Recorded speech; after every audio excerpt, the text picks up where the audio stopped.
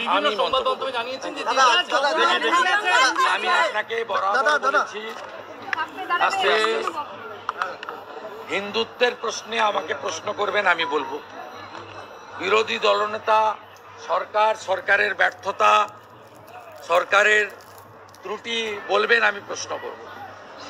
ভারতীয় জনতা পার্টির ব্যাপারে আপনি দলের দায়িত্বশীল লোককে প্রশ্ন করবেন, তিনি উত্তর দিবেন, বা দলের স্ট্যান্ড যদি ঘোষিত হয় তাকে সমর্থন করার দায়িত্ব আমার। কিন্তু কোনো ব্যক্তি তিনি কি করবেন, কি করবেন না, কি বলবেন, কি বলবেন না, সেসব উত্তর আমি দেব না। আমি একজনেরই বক্তব্যের প্রতিক্রিয়া দিই, একজনেরই বক্তব্যের পাল্টা বক্তব্য দিই, একজনেরই বক্তব্যের ত্রুটি বিচ্যুতি ধরে দিই, একজনেরই মিথ্যাচারকে আমি কাউন্টার করি। তার নাম হলো মমতা ব্যানার্জি, আর উত্তরদাতার নাম হলো শুভেন্দু অধিকারী।